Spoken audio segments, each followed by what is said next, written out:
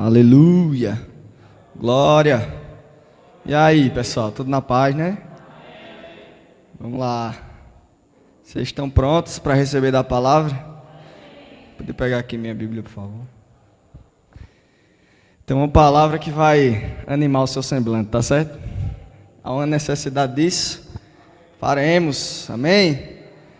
Hoje eu queria falar sobre um assunto com vocês, muito importante, porque eu estava ouvindo a ministração de domingo passado. Eu não estava aqui, mas eu tive a oportunidade de escutar o áudio, e eu escutei meu pai falar sobre a importância das coisas básicas, né? Ele começou a falar sobre isso, sobre o quão é importante que juntos nós voltemos para a palavra para aprender aquelas coisas que são de um nível principiante.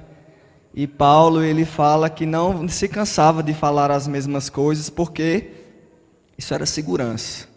Então eu queria trazer uma segurança para você hoje. E quando eu ficava pensando sobre isso e sobre ministrar, me veio as doutrinas, né, elementares do cristianismo. Quantos sabem quantas são as doutrinas elementares? 6, certo? Quantos sabem quais são? Vamos fazer uma gincana? Vamos lá? Fé em Deus. O que mais? Batismo nas águas. O que mais? Ressurreição dos mortos, juízo eterno, arrependimento de obras mortas. E o que mais? Tandã. Falta uma. Imposição de mãos. Maravilha. Quem quiser dar uma lidazinha, Hebreus capítulo 6, versículo 2 e 3, tá certo? Eu queria hoje falar sobre fé em Deus. A gente gosta muito de usar esse termo, fé, sou da fé, vivo pela fé, não é verdade? Você vive pela fé? Mas você sabe o que é fé? Então é importante que antes de viver uma coisa, é importante que a gente saiba o que está vivendo, não é verdade? E hoje eu queria falar sobre fé, mas não é só para você que chegou ontem na igreja, não, é para os velhinhos também. Então hoje é fé de iniciante a velhote, tá bom? Vamos abrir a Bíblia? Abra comigo a sua Bíblia, por favor. 1 Coríntios, 2 Coríntios, na verdade. Hoje a responsa está maior, mas a gente dá conta, né? Glória! Deus é bom. Diga para o seu rosto, Deus é bom. Eita, glória! É assim mesmo, vamos lá. 2 Coríntios capítulo 4, versículo 13, um versículo chave aí para as nossas vidas. Diz o seguinte: temos, portanto, o mesmo espírito de fé, como está escrito, crie por isso, nós cremos também por isso, falamos. Muito legal, crie por isso, falei. Nós pegamos e extraímos esse texto do seu contexto e nós temos o costume, no nosso meio, né? Não vou falar da igreja lá de Brasília, de São Paulo, eu conheço a daqui, né? Vamos lá.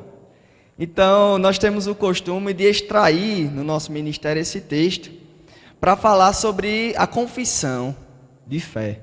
Para falar que nós cremos, é por isso que nós falamos o que acreditamos. Mas nós não podemos, queridos, reduzir essa grande ferramenta que o Senhor proporciona para nós, que se chama fé, a uma confissão positiva. Fé é muito mais. Diga, fé é muito mais. Se nós reduzirmos a ferramenta, a plataforma, o mecanismo que Deus trabalha, que se chama fé, reduzirmos ele a uma tal de uma confissão positiva, que nós ficamos balbuciando palavras durante o dia, acreditando que pela constância do que eu falo, isso vai transformar alguma coisa na minha vida. É a mesma coisa de limitar a nossa habilidade de ensinamento, limitar a ensinar um cachorro, dando benefícios quando ele obedece, a gente dá uma recompensa, né? Se a gente limitar a fé, presta atenção nisso, se você limitar a fé a ensinar somente através do contínuo falar, é a mesma coisa, você está reduzindo isso a um treinamento de um cachorro por recompensa. Existem muitas ferramentas no mundo, organizacionais, empresariais, psicológicos que fazem efeito muito melhor do que esse. Tá certo? Então nós temos algo espiritual aqui.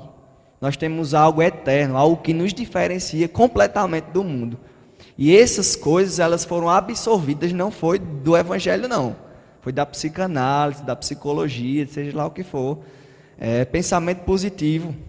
Existem filmes falando sobre isso, existem monges, existem budistas falando sobre isso, que você deve falar aquilo que você espera. Mas se fé servir só para isso, nós estamos em problemas.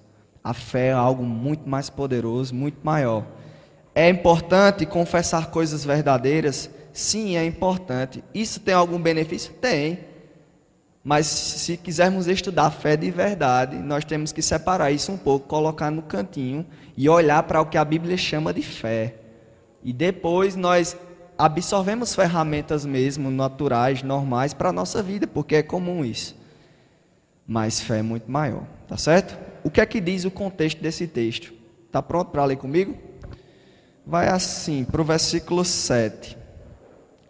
Temos, porém, esse tesouro em vaso de barro, para que a excelência do poder seja de Deus e não nossa. Em tudo somos atribulados, mas não angustiados. Veja bem. Perplexos, mas não desanimados. Perseguidos, mas não desamparados. Abatidos, mas não destruídos. Veja mesmo, temos aqui circunstâncias, todo mundo passa por circunstância, amém?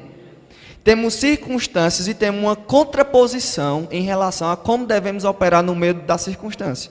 Diz os versículos, nós somos abatidos, porém nós não somos abalados. Nós somos, aqui diz mais, atribulados, mas não ficamos angustiados. Existe um mecanismo em Deus operando nas nossas vidas, que é uma capacidade sobrenatural de estar dentro de uma situação, mas mesmo assim não ser consumido pela situação. Porque a sua vida, querido, não está mais dentro da situação. A sua vida foi posta em uma posição em Cristo Jesus.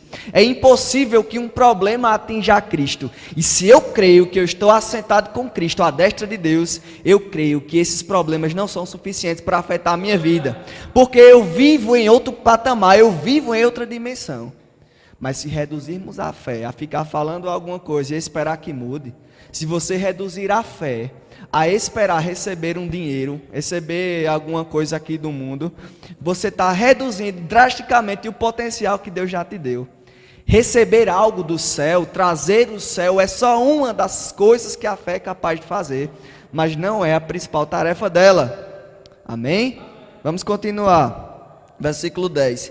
Trazendo sempre por toda parte a mortificação do Senhor Jesus no nosso corpo, para que a vida de Jesus se manifeste também em nós. E assim, nós que vivemos, estamos sempre entregues à morte por amor de Jesus, para que a vida de Jesus se manifeste também em nossa carne mortal, de maneira que em nós opera a morte, mas em vós a vida. E temos, portanto, você percebe que é uma continuidade do que está sendo dito, não é? Temos, portanto, o mesmo espírito de fé, como está escrito, criei, por isso falei. Nós cremos também, por isso falamos. Onde é que está escrito? Criei, por isso falei. Você já se perguntou onde é que está escrito? Vou te dar uma dica. Olha na sua Bíblia. Provavelmente vai ter uma letrinha, um A, um B, um C, bem pequenininho, perto desse lugar. E você vai, olha no rodapé da sua Bíblia, a referência. E se você buscar a referência no rodapé da sua Bíblia, algumas Bíblias vão ter, outras não, mas a maioria tem. Isso está lá em Salmo 116, no versículo 10. E o que é que estava acontecendo? Davi estava no meio de uma bronca, no meio de uma situação complexa, problema sério, de guerra, exércitos inimigos vindo ao encontro de Israel. E o que é que ele fez? Ele disse, eu creio, por isso eu falo. O Senhor é comigo, o Senhor está comigo, eu não vou ser derrotado. Entende? A fé é um mecanismo capaz de te posicionar, querido. Não é para pedir doce a Deus, não é para pedir bala e confeito. Se você usar a fé para ficar pedindo coisa, só para isso, é como ficar pedindo bala e confeito. É gostoso? É. É saboroso? Sim. Mas não é aquele que Deus espera para o seu crescimento. Vamos continuar. Versículo 14. Falou o quê? Sabendo que o que ressuscitou o Senhor Jesus, nos ressuscitará também por Jesus e nos apresentará convosco, porque tudo isto é por amor de vós, para que a graça multiplicada por meio de muitos torne abundante a ação de graças para a glória de Deus. Querido, nós cremos também, por isso falamos. Falamos o quê? Cremos em quê? Cremos exatamente no que diz o versículo seguinte, na ressurreição do Senhor Jesus, do que Ele fez por mim. Eu creio na obra dEle, eu creio no que Ele fez por mim. E a maior ferramenta, querida, a maior precisão, principal função da fé nas nossas vidas é trazer a lembrança de que Cristo veio, morreu e que ressuscitou, e eu estou inabalável nessa posição. Porque, queridos, é impossível conciliar uma teologia de uma possível prosperidade. Eu creio em prosperidade bíblica, é bíblico sim, nós fomos chamados para prosperar aqui nessa terra, com toda a sorte de bênçãos nas regiões celestiais. Deus, segundo as suas riquezas em glórias, há de suprir cada uma das nossas necessidades, mas nós não precisamos, queridos, ficar ansiosos por essas coisas. Jesus diz: ei, sobre comer e vestir, fica tranquilo, o Pai de vocês conhece muito bem, fica tranquilo. O nosso foco deve ser em manter firme a nossa posição. Para, querido, de querer usar o Senhor como um tipo de caixa do banco, e você vai lá e pega um dinheiro e gasta, e depois quando está precisando vai lá de novo. Não, o Senhor não funciona assim, fé não é para isso. E hoje eu quero traçar com você, já passou 12 minutos, hoje eu quero traçar com você, querido, rapidamente, a linha, o nascimento da fé, a história da fé e onde chegamos, por que chegamos. E aí você vai ter uma compreensão muito clara de para que serve isso, e que isso vai fazer na sua vida, porque o justo vive pela fé. É a vida, é o teu ar, querido. Tu respira fé, tem que viver por fé. Diferente disso, não importa, não faz o menor sentido. Paulo diz em uma das suas cartas: se a nossa fé estiver limitada às coisas terrenas, se a nossa fé não estiver baseada em que Jesus morreu e que ressuscitou, e que nós vamos ressuscitar com Ele também, é melhor a gente comer e beber, fazer qualquer coisa, porque é vã. O nosso propósito de fé é um propósito eterno. Ele secundariamente é um propósito terreno. Em primazia ele é um propósito eterno. Amém? Gênesis capítulo 1. Diga aí para o seu irmão, só vai melhorar. Só fica melhor, querido. Não tem como. Se a gente aprende. Hoje botão de ensino está ligado hoje. Vamos embora. Gênesis no capítulo 1, nós temos aqui uma sequência de versículos muito conhecida, que é Deus falando, né? Disse Deus, haja luz, disse Deus, haja expansão dos céus, disse Deus, disse Deus, disse Deus. É sempre o Senhor que fala. A nossa função em primazia, queridos, não é falar, entendem? A primeira coisa da fé não está relacionada ao falar. A fé vem pelo a palavra de Deus. A palavra de quem? De Deus. Então quem fala é a gente ouve, né? Não tem nem como completar isso. Quem fala é Deus e nós ouvimos. Só depois que a palavra entra, que cremos no nosso coração, ela sai. E a confissão positiva é um empurrão para acelerar o processo. A gente ficar falando, sem nem crer. É impossível, querido. Com o coração se crê para a justiça. E com a boca se faz confissão para... Primeiro você crê na justiça.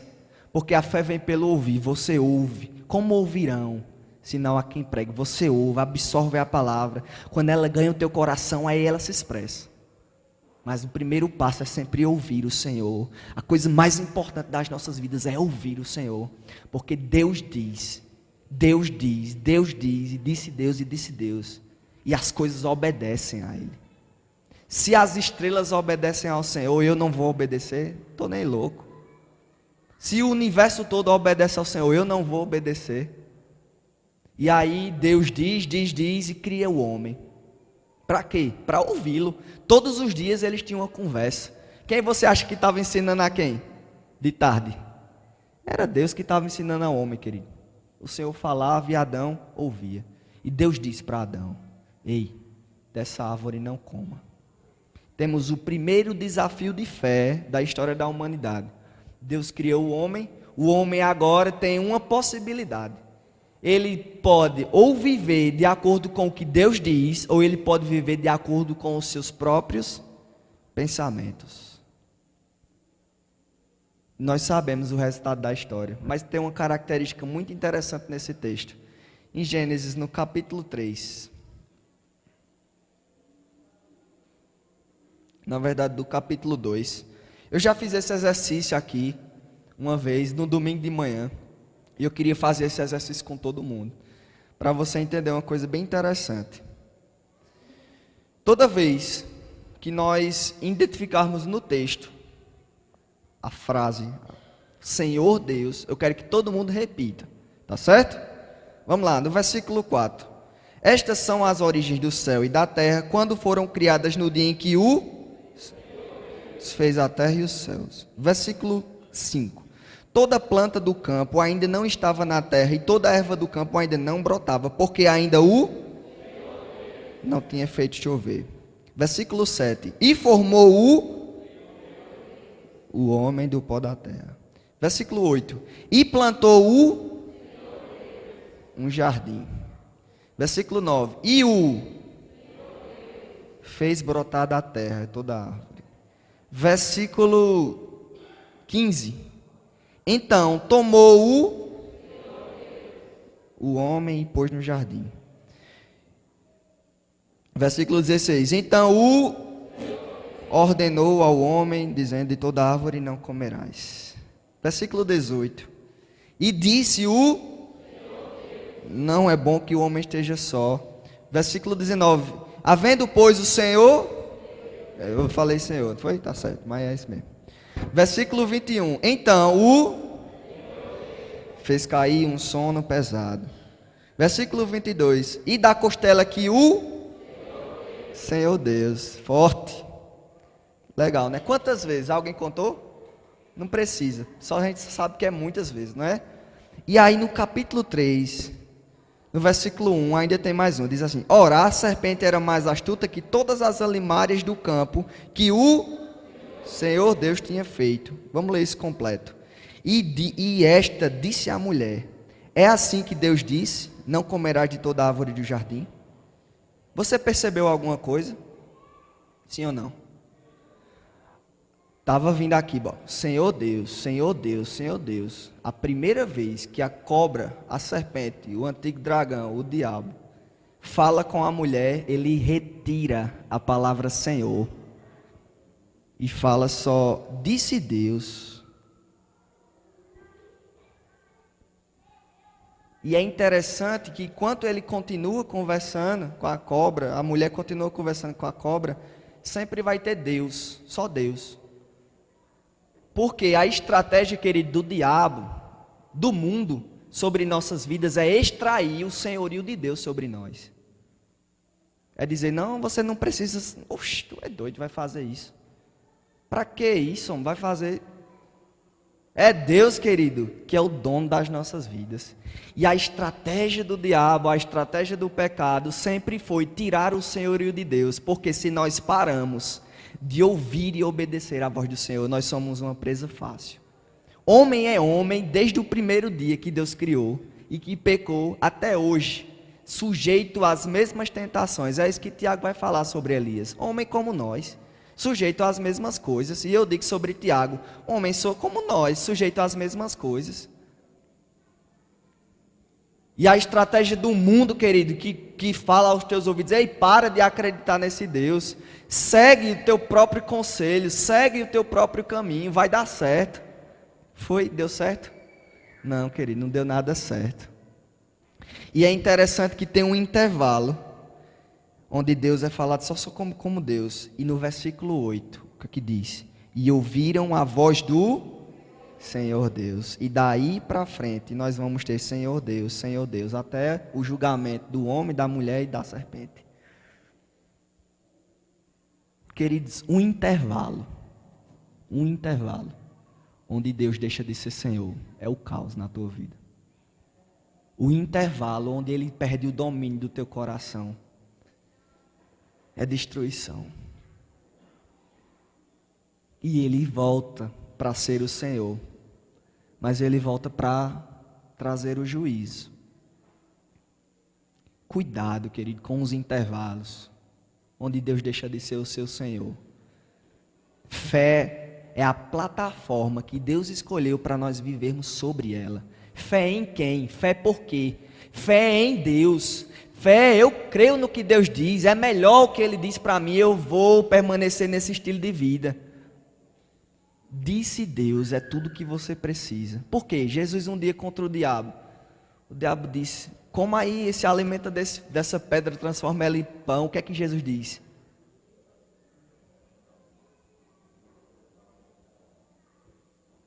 Eu vou me alimentar só o que vem da boca de Deus. O teu alimento, querido, o teu alimento é o que Deus diz. Se você fica com o que Deus diz, você está bem, você está forte, sua vida de fé está erguida. Nós só precisamos do que sai da boca dele, querido. O pão, a água, vestimenta, ele cuida. Só um foco, só uma coisa é importante, ele, a voz dele. Caim passou pelo mesmo problema. Caim e Abel, os dois irmãozinhos, filho de Adão e Eva. O que é que acontece? Deus, o Senhor Deus, diz, olha, a partir de agora, matou o animal, fez vestes para eles. O que é que está acontecendo aqui? O Senhor Deus está estabelecendo um novo princípio que vai reger a vida de fé de toda a humanidade. E ele diz o seguinte, olha, para vocês se cobrirem, é o que Deus está dizendo, se nós olharmos de uma forma geral, olharmos para as Escrituras. Deus está dizendo, para você, para a nudez de vocês, para o pecado de vocês serem cobertos, é necessário que morra um animal. Porque como é que tira pele para vestir alguém se não for matando um animal, não é verdade? Deus estava estabelecendo um novo sistema de crença, um novo sistema de fé, ainda com base no que ele disse, porque era necessário. E aí, queridos, Adão e Eva agora precisavam acreditar, veja mesmo, que um animal inocente era suficiente, capaz de limpar, ou pelo menos encobrir os pecados deles. Um novo estilo de vida, querido. Pense nisso, você é Eva, você que é mulher, e você é homem, você é Adão, está lá, olhando para um animal e pensando, rapaz, esse animal vai servir para cobrir os meus pecados. É uma loucura, querido. Por quê? O evangelho é loucura para o mundo, mas para os que se aproveitam dele é vida, querido. Mas eles precisavam crer, mesmo sendo uma loucura, mesmo sendo uma doidice, eles precisavam crer nisso. Adão e Eva foi quem passou isso para Caim e Abel, não tinha outro não, viu? Era o pai, a mãe e os dois filhos. E eles que ensinaram sobre isso. Abel foi oferecer um sacrifício ao Senhor e trouxe das primícias da ovelha, da gordura, e ofereceu. O Senhor aceitou o sacrifício. Mas Caim pegou das frutas, pegou dos legumes, daquilo que ele fazia, que ele era fazendeiro, né? Agricultor. E o Senhor não aceitou. Por que, querido, o Senhor não aceitou? A gente fica pensando, é porque ele escolheu as piores frutas. Não, foi por causa da intenção do coração dele. Sim, por causa da intenção do coração, mas o erro já começou bem antes. Por quê? O Senhor tinha dito que é um animal, que tem que morrer. E Caim, só quem tinha animal criado ali era o irmão. Ele precisava pedir ao irmão, fazer uma troca, toma aí uma jaca, me dá aí uma ovelha. Era necessário essa troca para se fazer o sacrifício de forma correta. E Deus diz para Caim, depois que não aceita, quando ele fica com raiva, se procederes bem, por acaso você não vai ser aceito a sua oferta? Um sistema novo de crença, eles precisavam acreditar nisso. Você sabe, Caim não acreditou. Caim decidiu fazer tudo do jeito dele. Matou o irmão. E ficou fugindo de Deus. É uma coisa, querido, você ficar pensando assim, é louco demais essa história. Se você não entra nela, você não absorve a insanidade dela. Mas por que Deus estava fazendo isso? Por que Deus estava julgando eles? Por que Deus estava exigindo isso? Porque Pedro diz, 1 Pedro, que Jesus, ele é o Cordeiro de Deus que foi imolado antes mesmo da fundação do mundo. Tudo que se faria a partir daquele momento, o sistema sacrificial da nação de Israel, pela lei estabelecida, era só falando sobre Cristo. Não, Cristo não representa o Cordeiro que representa a Cristo. Entende? Porque Cristo já foi imolado desde a fundação do mundo. Deus só estava dando uma figura para o povo. Jesus não imita um cordeiro, o cordeiro que imita o que Jesus fez. Sempre foi assim. E a história segue, querido. Nós temos o primeiro homem que, depois que a humanidade estava se acabando, Deus disse, vou acabar com tudo. Ele encontrou Noé. Abra aí comigo. Capítulo 6. De Gênesis. E disse Deus a Noé, é o fim de toda a carne vindo perante a minha face, porque a terra está cheia de violência. E Deus dá um comando, faze para ti uma arca da madeira de gofé, farás compartimentos, arca, betumarás, por dentro e por fora. E ele diz, o Senhor passa a dizer cada coisa que Noé precisava fazer. Querido, outra loucura. Como assim, querido? Nunca tinha chovido na terra. Aí vem Deus e dizer, faça uma arca que eu vou inundar a terra com chuva. Que nível era necessário para que Noé cresça? Mas Noé creu. E Noé fez a arca. E no versículo 22 diz assim, assim fez Noé, conforme tudo que Deus lhe mandou, ordenou, falou, disse. Conforme que tudo que Deus disse, Noé fez. O quão estamos prontos, queridos, a obedecer? Você pensa que foi 2 meses, foi isso? Noé fazendo essa arca? No capítulo 5, no verso 32, vai dizer que Noé tinha 500 anos, quando o Senhor se apresentou para ele com esse problema. E aí no capítulo 7, no versículo 6, vai dizer que Noé era da idade de 600 anos. 100 aninhos, construindo uma arca. Perseverando sobre o que, querido? Sobre o que Deus disse. A gente passa 2, 3 anos esperando uma coisa besta se cumprir e já começa a reclamar, a murmurar. Querido, 100 aninhos construindo uma arca. Porque existe um Deus no comando da parada. Se eu acredito nele, eu permaneço firme. Esse é o maior fundamento da fé, querido. Permanecer no mesmo cantinho que você está. Firme no Senhor e na força do seu poder.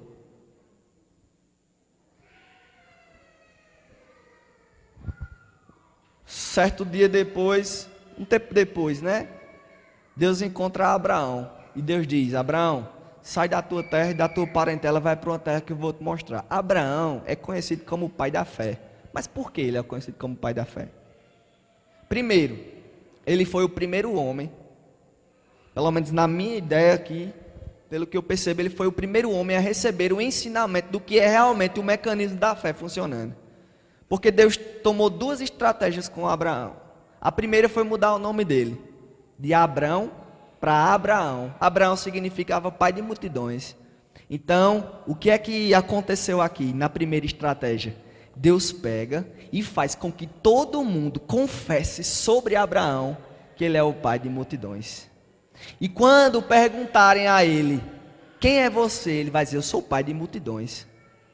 Deus mandou Abraão ficar dizendo, diga isso toda hora, todo dia. Não, ele precisava ouvir isso. Muito mais do que falar.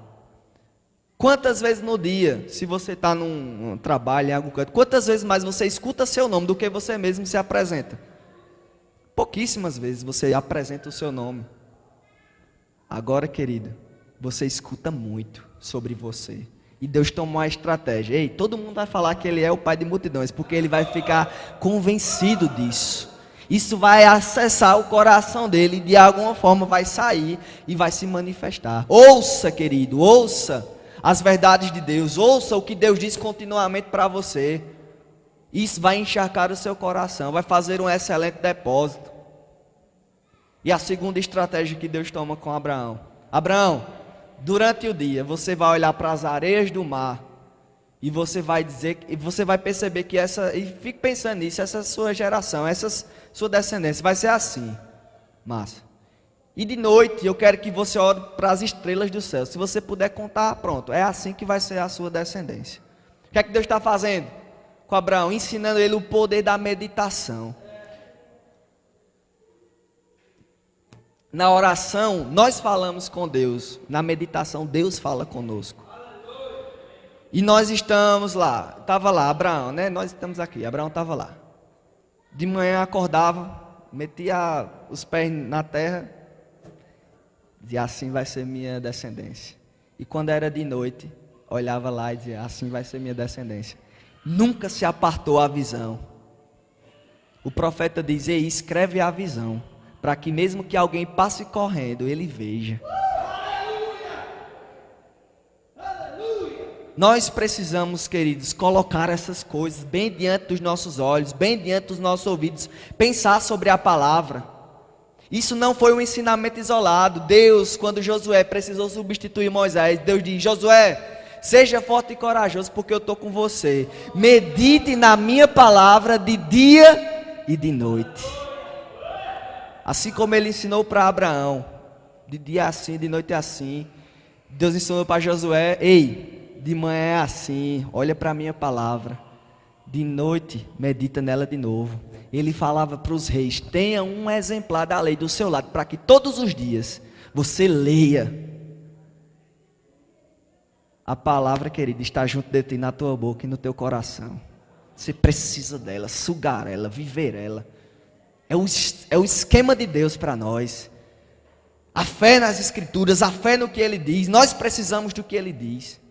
Não, você não precisa do que você pensa. Você não precisa do que os outros pensam sobre você. Você precisa do que Deus pensa sobre você. É disso que deve ser possuído o nosso coração.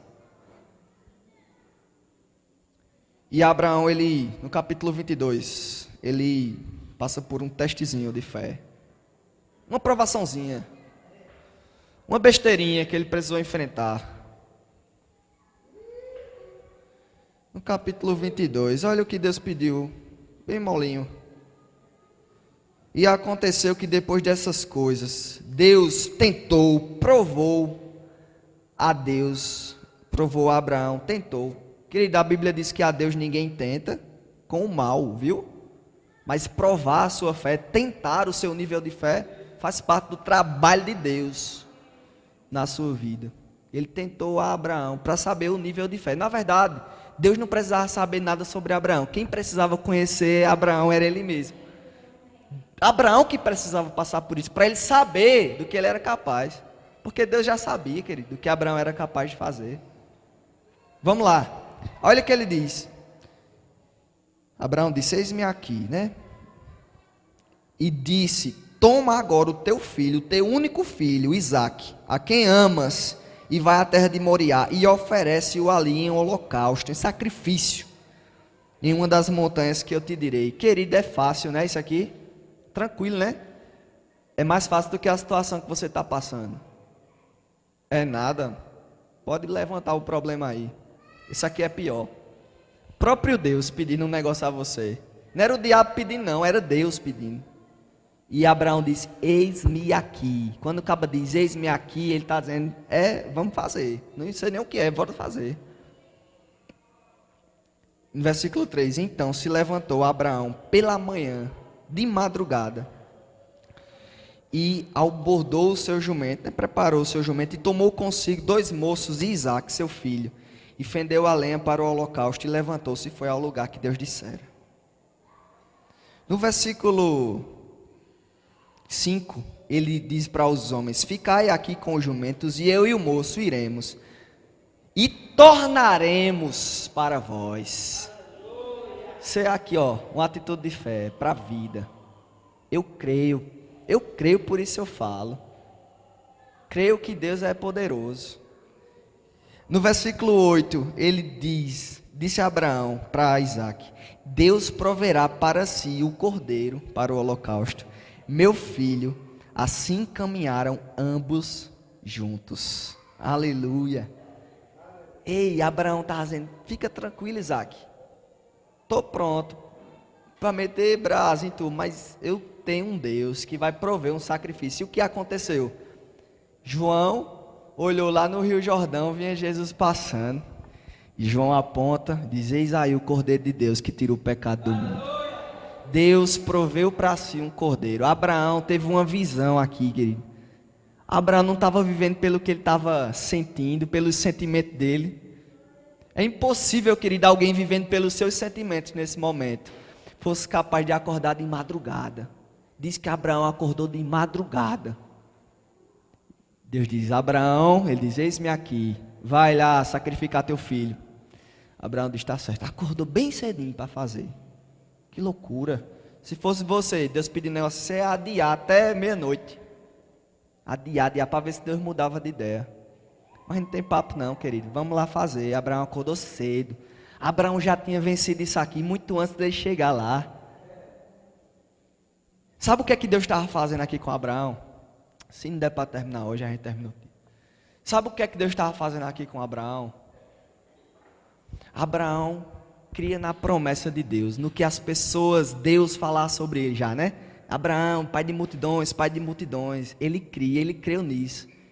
99 anos, Sara com 90, estéril. Aí nasce o menino. E aí o que é que acontece com Abraão? Interessante aqui. A fé que Abraão tinha na palavra de Deus estava sendo transferida para o menino. Você entende?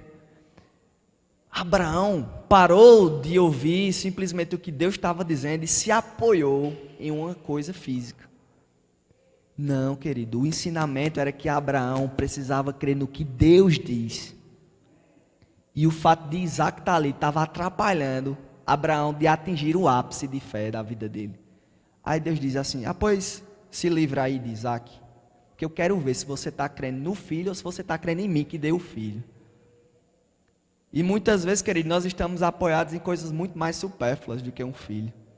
Apoiando a nossa fé, se eu tenho dinheiro ou não. Tu é doido? Eu não deixo que meu humor seja determinado por uma circunstância não, querido. Meu humor ele é determinado pelo céu. Meu humor ele é determinado sobre o que Deus diz ao meu respeito. Nada nesse mundo é capaz de alterar, querido, a minha paz, a minha alegria. Isso é fé, isso é uma vida com fé. E quando Abraão consegue determinar no seu coração que vai realizar, e Deus diz: pronto, não precisa mais nem fazer nada, você está pronto. Quantos aqui estão recebendo selos de qualidade do Senhor? Está pronto, vai para a nova fase. Quantos estamos parados na mesma fase, anos e anos e anos, porque não somos capazes de acreditar no que Deus diz, não somos capazes de abrir mão daquilo que temos ou pertencemos, para ir seguir o que Deus está falando para nós. Quantos temos abdicado de estudar a palavra, entrar num curso, entrar num rema, ou se dedicar mais na igreja, fica recuado, não quero servir não, quero chegar sentado no meu lugar. Impedimento, querido, não tem selo do Senhor para você avançar. Mas se você quiser ficar para sempre no mesmo lugar, a gente não vai poder fazer nada não. Mas saiba que Deus já está pronto para te promover. Deus já está prontinho, só falta você entregar as coisas que são necessárias, porque a sua fé está apoiada em outra coisa que não é Ele. Deus falou para Abraão, isso era tudo o que ele necessitava.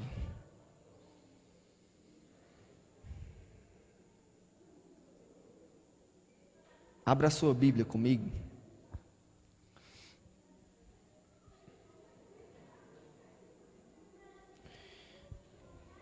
Em Romanos.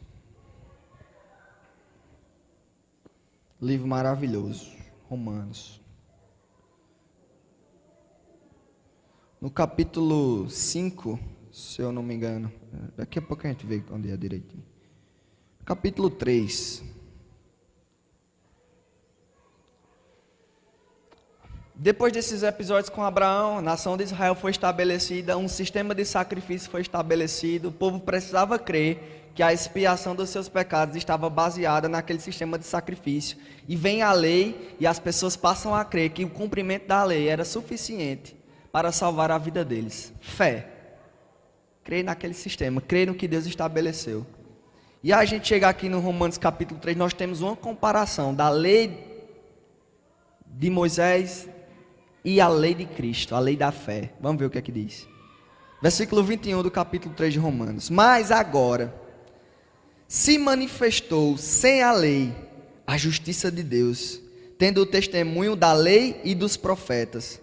Isto é, a justiça de Deus pela fé em Jesus Cristo, para todos os que creem, porque não há diferença, todos os pecados e destituídos estão, sendo justificados gratuitamente pela graça, pela redenção que há em Cristo Jesus. Olha aí que coisa interessante, versículo 25, ao qual Deus propôs para propiciação repita, no seu sangue de quem? De Cristo. Pode acompanhar, é isso mesmo, você está certo, não fique com medo não. Para demonstrar a sua justiça pela remissão dos pecados dantes cometidos sobre a paciência de Deus, para demonstração da justiça neste tempo presente, para que ele seja justo e justificador daquele que tem fé em Jesus Cristo. Para que serve a fé, querida? A fé é a chave da tua vida. A fé é a chave da salvação. Antes precisava crer na loucura do cordeiro lá. E sacrifícios e mais sacrifícios eram executados. E ele nem sabia, que ele não conseguia, era um mistério. Um mistério que só foi revelado em Cristo. Eles precisavam acreditar. E faziam isso ano após ano, mesmo sem ver o fruto daquilo. Mas um dia chegou o fruto, que era o Senhor Jesus na sua manifestação em carne. E a partir de agora nós precisamos crer nele. E o Senhor Jesus, ele substitui a lei de Moisés por uma nova lei, a lei dele, a lei da fé. Ele anula uma e estabelece outra. E nessa lei, não sei se você sabe, mas é necessário cumprir um bocado de coisa também, que não determinam a sua salvação, mas demonstram que você é salvo. E nesse momento aqui, querido, que estamos na nova aliança, nós nem sabemos para que serve o perdão. Sabemos não. Eu perdoo uma pessoa, eu amo uma pessoa, eu sou caridoso com uma pessoa, eu não sei não para que serve. Porque eu não entendo do reino espiritual, eu não sei o que é que se transformou, eu sei que eu colho bênçãos do Senhor, mas nós nem temos noção de quantas bênçãos colhemos do Senhor, a gente não sabe não. Mas um dia há de se manifestar todo o nosso plantio. E você vai ficar impressionado por dois motivos. Porque aquela sua pequena oferta, por exemplo, se transformou em algo eterno no céu, tão glorioso. E você também vai ficar muito surpreso, porque por não dedicar aquele recurso, aquele dinheiro, aquela oferta, aquele dízimo, você poderia ter recebido algo precioso. Mas só teremos esse vislumbre na eternidade. Aqui nós não temos noção. Por isso, queridos, nós vivemos em um mesmo sistema de fé que viveu Adão. Hoje nós escutamos Jesus e a sua palavra e precisamos crer que o que ele diz é melhor. Se ele diz que se uma pessoa te esbofetear na cara é para você dar o outro lado, não é para a gente perguntar nem o porquê, é para obedecer. Se ele diz que é para perdoar, não tem negociação, querido. Não é porque foi muito ruim, não existe, é ordem, comando, perdoa. Fechou, querido. Eu preciso acreditar nisso, porque quando eu viver com Deus, com Jesus, só como meu Salvador, e não como meu Senhor, eu vou ter um intervalo de queda, como Adão e Eva teve. Danos irreparáveis muitas vezes. Precisamos crer nas palavras de Jesus.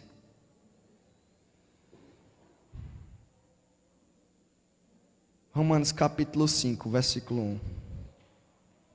Vamos encerrando. Vamos tentando.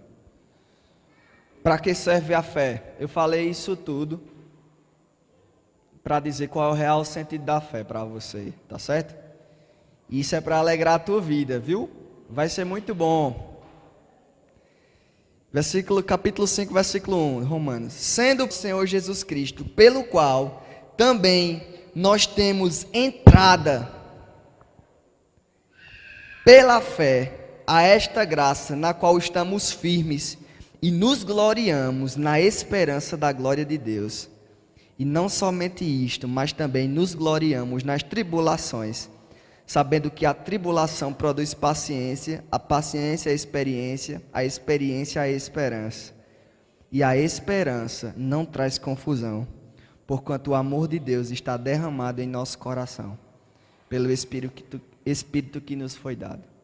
Nós temos aqui os 3 elementos que fundamentam a sua vida: a fé, a esperança e o amor. Isso te lembra algum versículo?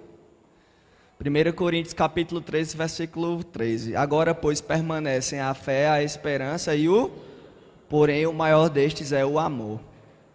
Querido, fé, guarda isso. A fé serve para gerar esperança no teu coração. Principal função da fé. Esperança em quê? No que nós lemos no começo, 1 Coríntios capítulo 4, versículo 14, que ele vai voltar para me buscar. Eu tenho esperança nisso. Por que criou esse conflito, hein? Na igreja, de que não é para ter esperança não, é ter fé. Porque esperança é para o que vai acontecer depois, e fé é para o agora. A fé gera esperança. Nós lemos aqui, queridos. A fé... Sendo, pois, justificados pela fé, temos paz com Cristo. Que Cristo faz o quê? Nos dá a entrada pela fé, a graça, no qual estamos firmes e nos gloriamos em quê? Na esperança. Que Ele vai voltar, querido. E para que serve essa esperança? Versículo 5. Ela não traz a confusão, porque o amor de Deus está derramado em nosso coração. Eu gostaria de ter um quadro para desenhar, fazer um círculo, com setas, um apontando para o outro, para essas 3 palavras: a fé, a esperança e o amor. E uma seta sempre ligando a outra, porque quando você tem fé, você tem esperança. E quando você tem esperança, amor enche o teu coração. E quando o amor enche o teu coração, o amor lança fora todo medo. E medo e dúvida, a mesma coisa. E aquele que duvida não tem fé. Então um sempre está gerando o outro. O ciclo que Deus criou para nós. Aleluia. O amor do Pai, esperança no Cristo, fé na obra do Espírito Santo, os 3 trabalhando para nós. É para você, querido. Hebreus capítulo 10, vamos rápido, agora é rápido, vamos.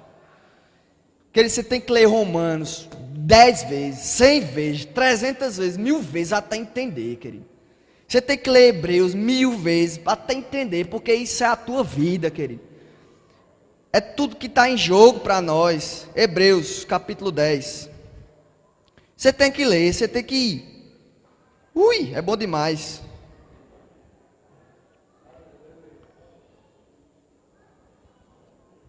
Versículo 19. Tendo, pois, irmãos, ousadia para entrar no santuário pelo sangue de Jesus.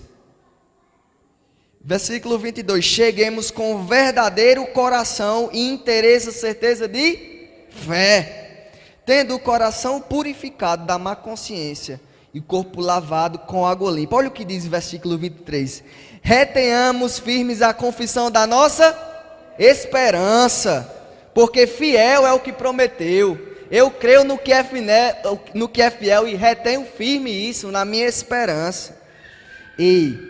E consideremos uns aos outros para nos estimularmos ao amor. É lindo demais a sequência. Você tem que ler, querido. Tem que ler, tem que comparar, tem que botar do lado 3 Bíblias. Tem que ir fundo nas Escrituras, porque está a resposta que vai te livrar de uma vida ridícula, pedindo coisa ao Senhor, repetindo, feito um papagaio. Me dá isso, me dá isso, me dá isso, me dá isso. Acaba com esse me dá isso. Vai procurar o reino de Deus e a justiça dele, e tudo vai ser acrescentado, querido. Esse é o estilo de vida, esse é o justo que vive pela fé, esse é o justo que não vê faltar nada na sua casa, nem a sua descendência mendigar o pão, é o que vive no Senhor e na força do seu poder, e não sai, daqui ninguém me tira. Esse é o estilo que Deus te chamou, é para isso que serve a fé, querido. Tinha muitas coisas, querido, para a gente falar, a gente podia ir tão fundo. Versículo 38, versículo 37, porque ainda por um pouquinho de tempo, o que há de vir virá e não tardará, mas o justo viverá pela fé. Se recuar, minha alma não tem prazer. O justo vive da fé. Aleluia. Capítulo 11, versículo 1. A fé é o firme fundamento das coisas que se esperam e a prova das coisas que se não veem. O que é que nós esperamos, querido? É um carro, é uma moto, é? Oxe, eu quero é Jesus vindo com força para mandar na terra, mandar em tudo. É isso que eu quero, é aí que está a minha esperança. A fé é a certeza de um balde de roupa, de um guarda-roupa cheio. Ah, não. Isso aí a gente vai ter tranquilo. Fica tranquilo. Deposita tuas esperanças no que é certo. Esse capítulo 11 é tão rico. Todos os homens que nós falamos estão aqui. O capítulo 12 é tão poderoso. Vê o que diz o 12. Versículo 1. Portanto, nós também, que estamos rodeados de tão grande número de testemunhas, deixemos todo o embaraço do pecado, que de tão perto nos rodeia, e corramos com paciência, perseverança, a carreira que nos está proposta. Olhando para quem?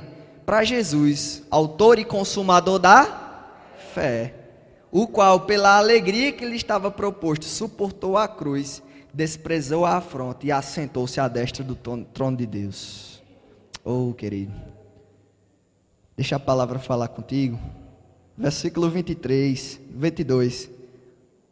Chegaste ao Monte Sião, à cidade do Deus vivo, a Jerusalém celestial, aos muitos milhares de anjos, à universal assembleia e igreja dos primogênitos, que estão escritos nos céus, e Deus, o juiz de tudo, o Espírito dos justos aperfeiçoados, e a Jesus, o mediador de uma nova aliança, e ao sangue da aspersão, que fala melhor do que Abel. Olha o que diz o versículo 25. Não rejeiteis ao que fala. Não rejeiteis ao que fala. Não rejeite o autor e consumador da sua fé. Não rejeite o que fala. Você precisa da voz dele, do conselho dele. Está tudo, é a mesma coisa que a gente está falando desde o começo. Eu só estou te mostrando o poder disso. Oh, querido. Esperança, perseverança, amor. Capítulo 3, versículo 1. Depois de falar isso, permaneça no amor. Está tudo aí, querido, conectado. E aí, onde é que entra a parte que eu preciso pedir ao Senhor, usar a minha fé nesse sentido? É justo usar a fé nesse sentido? Sim, querido, é bíblico. Você deve sim orar ao Senhor com fé, para receber mesmo coisas naturais. Mas como é que a gente vai chegar no estado excelente disso? João diz assim, João registrou o que Jesus disse: até agora nada tem de pedidos em meu nome, pede-me para que a sua alegria seja completa. A gente tem muito se baseado nisso, mas a gente esquece de olhar o que é que está em 1 João, capítulo 5, versículo 14. Abre aí comigo, rapidinho. O segredo aqui. E diz assim: esta é a confiança que temos nele, que se pedirmos alguma coisa segundo a sua vontade, ele nos ouve, e sabemos que ele nos ouve tudo o que pedimos, sabemos que alcançamos as petições que lhe fizemos. Está o segredo aqui, querido.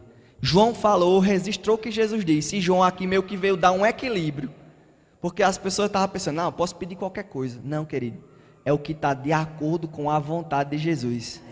Se estivermos baseados nele, confiando nele, pode pedir, porque não tem erro não nesse pedido. Você está pedindo o coração do Senhor.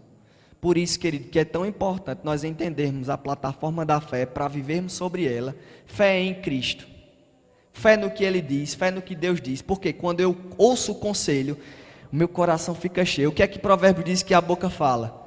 Do que o coração está cheio.